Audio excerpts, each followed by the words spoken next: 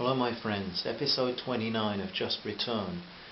You remember that Gus had been taken ill. He'd had some very strange hallucinations and shouted things out that troubled Belle. She had actually swum up the river to find help from the Indian folk there, and they had actually now come back with her in canoes, paddling through the river to bring him help. We read on. She watched the paddles of the canoes as they drove through the water. Despite the heat, she felt a coldness run up her spine and into her head. Who was Gus really? She thought she knew him. Over the months, she'd seen his varying moods: thoughtful, tired, humorous, kind, frustrated and sad. However, the way he'd shouted in German had been something odd. The tone of voice had been one of utter contempt. It seemed like someone else was talking. And then when he switched to English, the things he had said were alarming. Dirty Jewish pigs, he said. No, Belle couldn't just forget that her grandfather had been neither dirty or a pig. And at school, as part of her fifth-year exams, Belle had composed a project about the Nazi treatment of the Jews and others, the gypsies, the homosexuals, the political prisoners, and Jehovah's Witnesses. When this project was passed round in the staff room, one of the teachers had told her that it had moved some of the teachers to tears. Also, Belle had read the diary of Anne Frank when she was younger, and whatever had gone on with Gus, was he just hallucinating, or was there more to it than that? Belinda knew he'd been a soldier in the German army in World War II, but what else? Belle felt that the door had been opened to a locked cupboard, a dark, sinister cupboard where dreadful things had been hidden away. Belle wanted to slam the door shut, but what had fallen out wouldn't go back in. It was dark, black, ugly, but it was not going to vanish. As Belle sat in thought, exhausted from her swim, she sensed that the important thing just now was that she bring help for Gus, and she hoped he was still alive. As the other men hauled the canoe onto the bank, Yukta carried the clay jar carefully, and they all followed Belle along the track and to the white man's camp. Belle rushed to Gus, where she found him looking very ill, unconscious, or at least in some very deep sleep, breathing in a very frightening, almost animal way, and sweating profusely. She looked at Yukta and Rukno. The latter got water, and Belle moved to let Yukta get closer to Gus.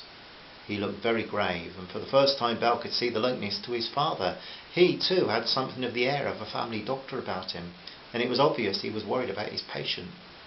He took the water and worked with it, mopping Gus's brow, and then he took some of the ointment from the jar and pushed large index fingers full of it up each of the German patient's nostrils. On the face of it, Belle thought, this is not going to do any good, but this is all there is. But then she corrected herself. She knew enough about the world to know that different didn't mean inferior. Rainforest Indian medicine might well be crudely prepared, but it could contain knowledge handed down over hundreds of years, and unrecorded in anything in Western medical books. Yukta made noises and signs over Gus, and she guessed it was some kind of ritual for healing. She didn't have any faith in all that, but she thought it wasn't any different from a Catholic trip to Lourdes or an evangelical healing meeting. She could ignore all that and concentrate on the hope that the medicine itself might help. Outside, Rukno had already prepared food for all, and soon they were all enjoying a meal of a strange meat that Rukno had brought with him. The sky was getting paler, and she guessed the neighbours would want to get down to the river before dark. Yukta didn't eat much. He had the look of a troubled man, and Belle realised that there was a bond between him and Gus. As the men left for the river, Belle felt her heart sinking downward. Her emotions were in landslide mode. She wanted Gus to live because she'd grown to love him. She also knew that it would be very hard for her to survive alone in this environment. For the first time for some weeks, she felt the death of Duncan as if it had been just yesterday. The tears began to flow, and she was transported to the day she was returning from Aberdeen Station. She'd been for 2 weeks vacation at Duncan's home, and was returning to have a little time with her mother before going back to university. As they stood on the platform, he to say goodbye, she about to board the train for King's Cross, they'd shared a long, lingering kiss, and when she stepped onto the train, Duncan had played a Scottish air and an Irish reel on his fiddle, As the train slowly eased away, she blew kisses and he played music. She could see Duncan's face, now full of hope, love and music. The elderly couple sitting opposite her had clapped, and the man had said to her, "Aye lass, it's good the spirit of romance is nae dead hen." She remembered as she felt the loneliness of her position of that train journey home. After Aberdeen, the railway ran near the coast, and now she again thought about those words of Robbie Burns, about "Till the sea's gone dry, my dear, and the rocks melt with the sun, and I will love thee still, my dear, when the sands of life shall run." When she had sat on that train, feeling the bittersweet emotions of parting from Duncan, she had known that she would see him in 15 days when they both returned to university. The sands of life still ran. But now Duncan was gone, and the full force of his loss hit Belle as she sat in the gloom alone. This time the forest noises did not cheer her. She felt as alone as a human can. She began to sob bitterly and then to really cry. Tears came like a mountain stream when the snow melts, uncontrolled and poignant in spirit. It was as if her heart had finally sunk like a rock in the river.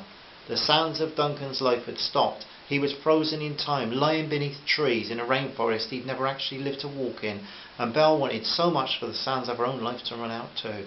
She felt so certain that she could never feel joy again.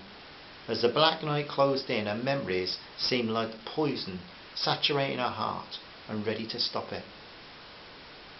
Checking on Gus before bedtime, she found him still out to the world, and as the large jar of ointment was sitting by Gus, she decided to repeat what Yukta had done earlier.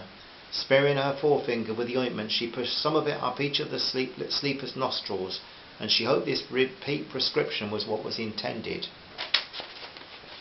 It seemed right when the jar had been left there. Gus was still very hot, but his breathing was more normal. Bathing the sweat from his face and head, she looked at him with a heavy heart, still feeling lonely for Duncan and disturbed by Gus's outbursts. She fought back the tears and asked, "What does it mean, Gus?" She did not sleep well and arose at first light, not at all refreshed, but a little more sound in mind. Sometimes the morning light can burn away some of the mind fog of worries, just as it sometimes does remove the mist in the mornings.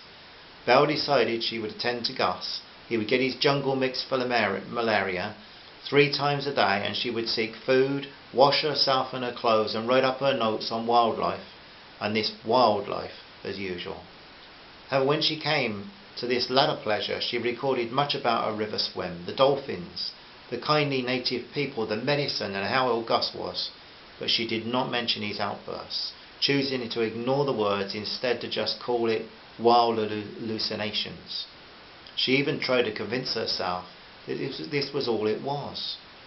She went to collect nuts, berries, leaves, and realised that while she'd eaten fish and meat Gus and the other Indians killed, she could not go down that road at all. She would manage with all the fruit and veg the forest could provide, but she would not be killing anything. Strange, she thought, as she sat in a favourite tree, watching a spider monkey treat the canopy like she did the pavements at home. Her dad had really considered it okay to kill humans for his cause, a free and united Ireland, and here was his daughter sitting in a tree in the Brazilian rainforest and fighting to survive. But she could not bring herself to even kill a fish. Scientifically, she knew that didn't make sense. She needed protein, vitamins, nutrients, and many of the creatures she respected, even admired, got theirs by preying on other beasts. Yet morally she had a problem with killing. She knew that there was a pretty good chance, if she ever got home, that she would become a vegetarian. That made her laugh out loud. She could just imagine how her mother would react to an announcement like that. It could be the cause of the first argument after their being reunited. Belle, upon arriving back at the camp, quickly stored the food items away and entered Gus's tent to check on his condition. She found him still sleeping soundly and seemingly comfortable. She sat there for 5 minutes studying the kindly face of he who had become her closest friend, but troubled by what was inside that head. She was not really sure of who Gus was anymore. No matter how much she thought about it, she did know she was still troubled deeply by those illness-driven outbursts of his. Here, she thought, is a self-sacrificing old man who's rescued me from the plain, nursed me to health, retrieved and buried my fiancée, taught me to survive, comforted me and laughed with me, Life without this father-like gentleman is unthinkable. But the awful word "but" kept raising its head. Gus had always treated her with respect, dignity, consideration. His language to her had been clean, pure and kind. But now it seemed that as Belinda looked out on the calm sea of their relationship, the word "but" kept floating into view like so many mines.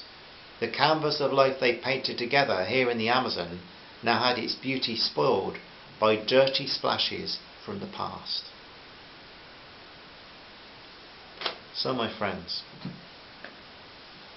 life's in some turmoil for Belinda right now. We just have to see how it goes from here. We would like to just say thank you for considering this story, and it's nice to be able to share something with our friends. Hope everybody's well and love to one and all. Bye for now. Bye.